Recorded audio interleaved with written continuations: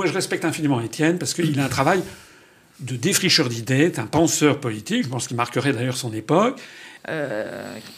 Qui veut commencer Oui, il me semble, j'aimerais bien avoir la réaction de François sur cette thèse. Il me semble que l'article 50, je vois bien l'intérêt... L'article 50 du traité de l'Union européenne. Oui, pour sortir de l'Union européenne en passant par la procédure légale, la procédure prévue.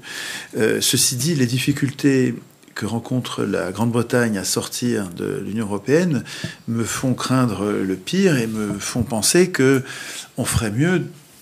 Et alors, je ne sais pas pourquoi c'est pas la voie que vous préférez. On ferait mieux de dénoncer le traité comme tous les traités du monde ont été dénoncés, enfin, sauf ceux qui sont encore en vigueur, mais je veux dire, c'est une banalité que de dénoncer les traités. C'est pas une catastrophe épouvantable. Enfin, il y a des tas de traités qui sont dénoncés, et il me semble que si nous étions capables, comme c'est en train de se préparer avec les Gilets jaunes, si nous étions capables de repenser notre souveraineté à sa racine, c'est-à-dire si nous sommes capables d'imposer un processus constituant populaire sans rien demander aux élus. On n'a pas besoin des élus pour établir une nouvelle constitution. Les élus ne sont pas légitimes dans un processus constituant. Ils sont jugés partis. Et il me semble que si la population française imitait en cela, j'espère, par d'autres pays, parce que si un seul pays devient une démocratie, il risque fort de prendre les armées de l'Empire sur les reins, qui vont le réduire à rien. Et il me semble que si on devient constituant et qu'on arrive à instituer un vrai RIC, un RIC digne de ce nom, eh bien, on sortira de l'Union européenne par RIC. Qu'est-ce qui vous... Et je devine quelques-unes de vos objections, mais quelles sont vos objections à l'idée de dénoncer purement et simplement, et assez rapidement, pour se mettre à l'abri par un contrôle d'échange drastique tout de suite parce que là, la Grande-Bretagne est complètement exposée, elle passe sous les fourches codines de ses soi-disant partenaires européens. Qu'est-ce qui vous retient dans l'idée de dénoncer simplement les traités? Bon, vous nous aviez promis la démocratie, on l'a pas eu, maintenant on veut s'en aller, quoi. D'où la question suivante, êtes-vous favorable au Frexit? Il est prévu dans le traité de Lisbonne une procédure de sortie, l'article 50, dont on voit d'ailleurs qu'elle est atrocement complexe. Et que d'une certaine manière, vouloir négocier dans le cadre de l'article 50, cela revient à accepter que la France, seule, affronte l'ensemble des autres pays de l'Union européenne. C'est pas une très bonne solution. C'est pas une très bonne solution. Alors l'article 50 consiste à demander à nos maîtres, enfin à nos alliés européens, leur demander est-ce que vous voulez bien qu'on sorte? Et puis vous regardez les Anglais, ça fait des années qu'ils sont en train de négocier, de se faire plumer. Il y a d'autres façons de sortir qu'avec l'article 50. L'article 50, il est légaliste, il respecte la loi. Donc c'est une solution qui est imaginée par quelqu'un qui est légaliste. Mais on pourrait très bien imaginer de dénoncer le traité. Mais il y a plein de traités qui ont été dénoncés. C'est une banalité de dénoncer les traités. Bon, c'est pas bien de dénoncer un traité parce qu'on s'était engagé et là on se retire. Ouais, mais on se retire en même temps. Les traités européens nous promettaient la justice sociale, la prospérité économique, toutes sortes de miracles merveilleux qui n'ont pas eu lieu. Et donc on est fondé à dire, écoutez, vous êtes gentils, mais le contrat il n'a pas marché, on se barre. Et donc par Frexit, on pourrait dénoncer le traité, ça irait plus vite que par l'article 50.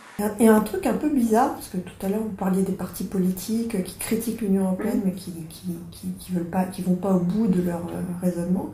Je pense qu'il y a quelque chose, il y a un truc un peu bizarre, c'est les partis de droite, ils s'adressent aussi à des gens qui ont de l'épargne, ou à des gens un peu âgés, etc., et qui sont très attachés à l'euro, parce que les gens les plus attachés à l'euro, ce sont les gens qui ont de l'épargne. Mais pour les partis de gauche, c'est un peu différent, et je pense qu'il y a beaucoup de gens à gauche qui se fourvoient sur l'Union européenne parce que ils y voient la réalisation d'un projet internationaliste en fait.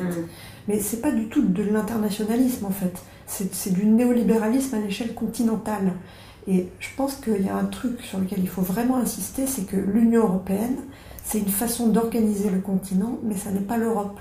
L'Europe, c'est un ensemble de pays qui existait avant et qui survivra à l'éclatement de ce truc.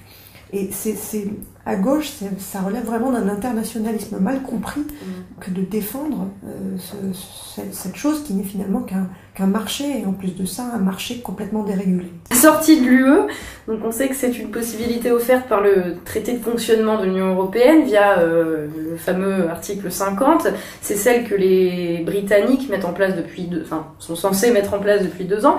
Mais alors que c'est supposé être imminent, on voit bien que le Brexit patine, ils ont du mal à s'en sortir. Il faut dire que cette sortie est censée être négociée.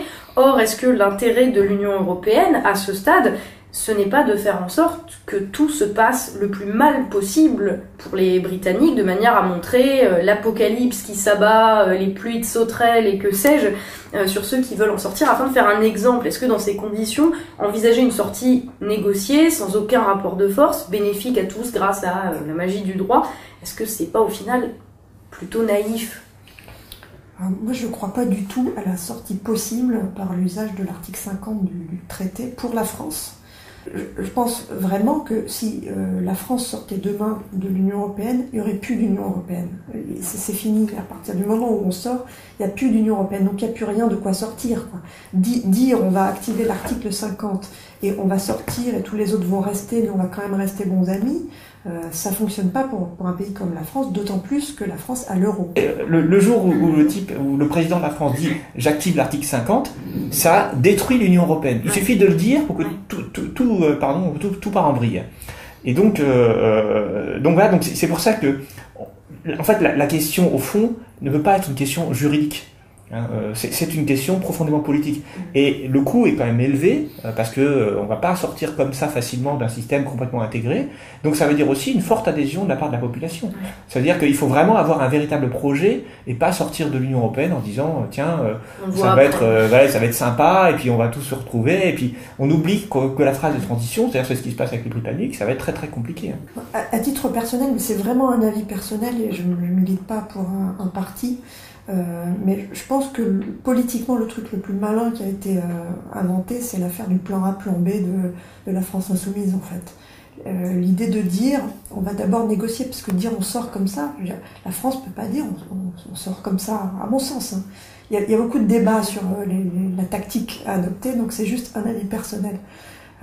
Je pense que effectivement dire on négocie, on va voir les Allemands et on leur dit maintenant il faut que ce soit géré différemment, c'est-à-dire on n'applique plus la règle des 3%, l'endettement on laisse filer, vous allez mettre de l'argent sur la table pour créer un budget de la zone euro, etc. Et à partir du moment où ils disent non, effectivement, là il y a dès lors qu'on a fait la démonstration que c'est pas réformable en fait, parce que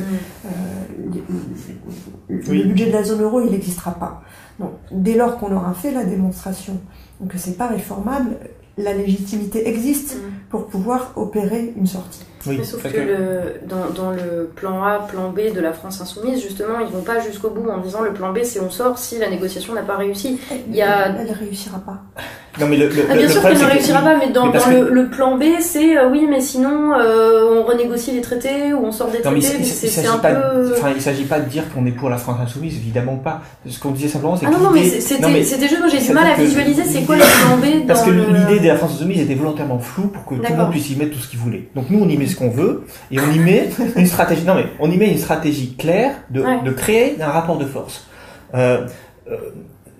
Parce que comme le disait Coralie, la légitimité ne peut pas venir comme ça d'en haut. C'est-à-dire que même avec un vote, mettons à 52 ou 55% d'un président qui voudrait quitter l'Union européenne, le coût, il faut pas négliger le coût que ça va être de quitter l'Union européenne, de quitter l'euro. Je veux dire, ça c'est des foutaises de dire il n'y aura pas de coût. Et si vous voulez tenir le rythme, eh bien, il faut une véritable légitimité. Et la légitimité, elle peut venir que, regardez, on a essayé.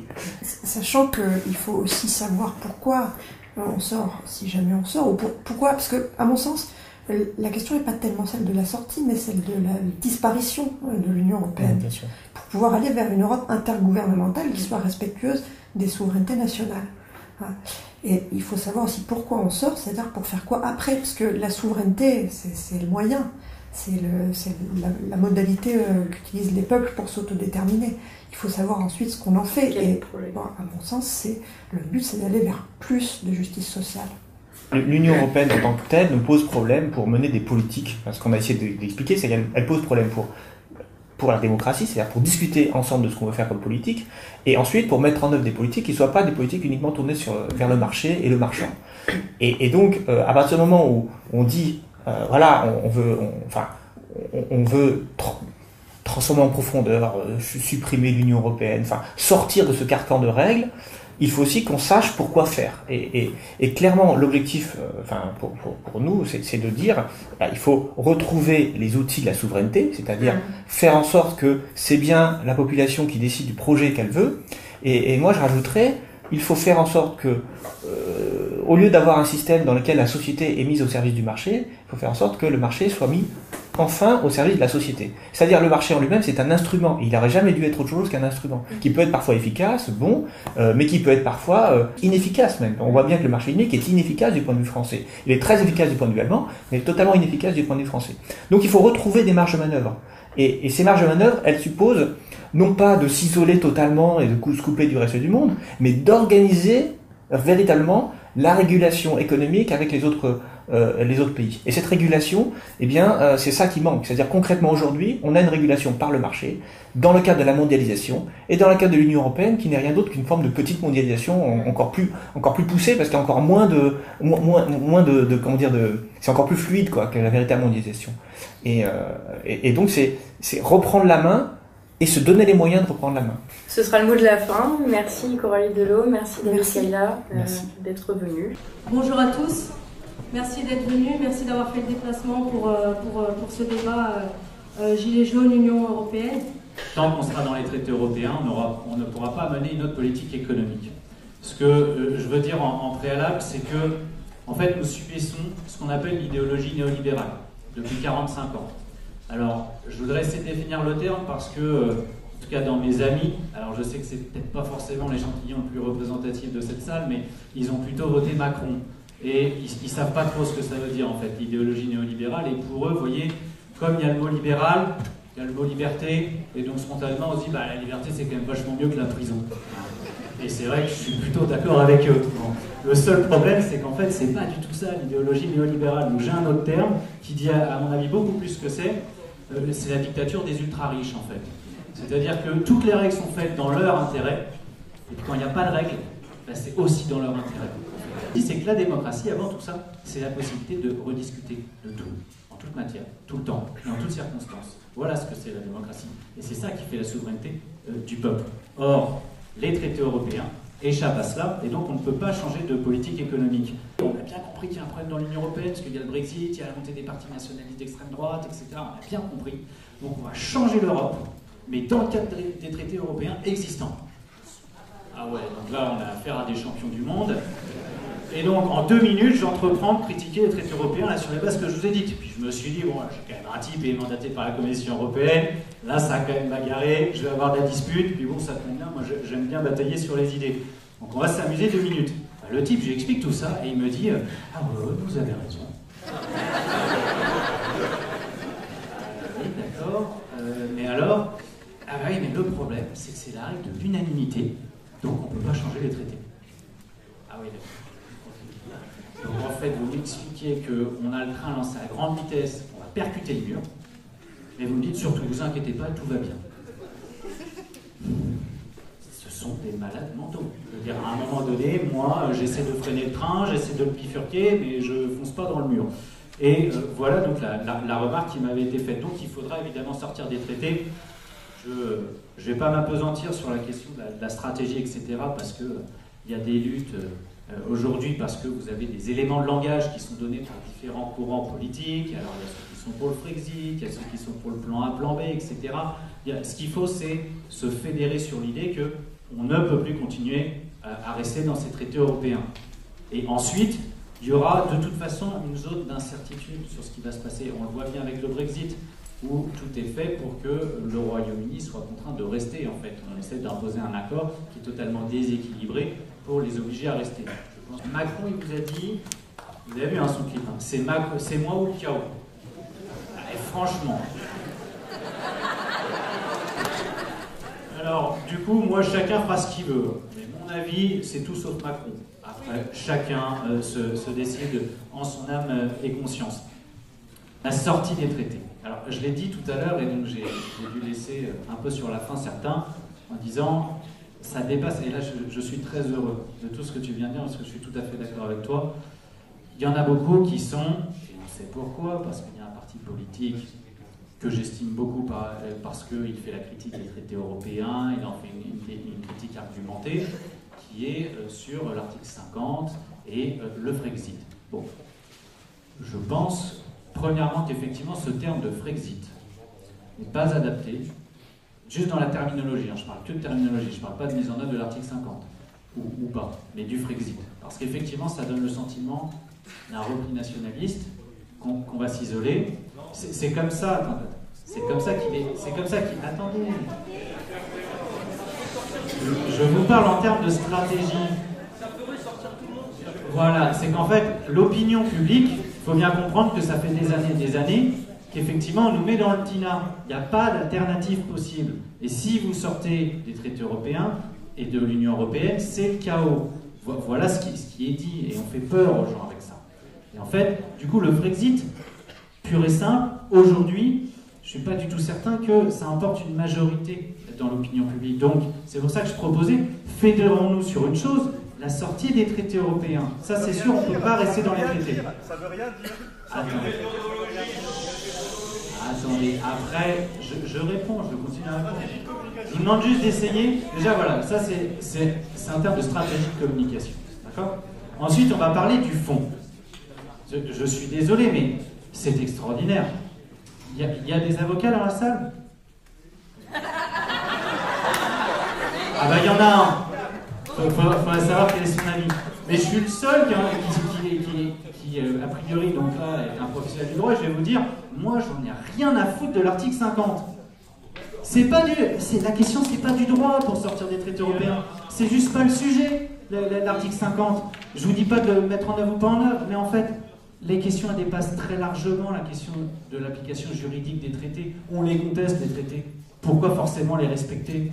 Alors, il y a un argument, celui-là, à mon avis, il ne tient pas. On nous dit, ouais, la Commission européenne, si vous désobéissez, va vous infliger des amendes. Ce à quoi je réponds, oui, très bien, et qui va nous les obliger à les payer.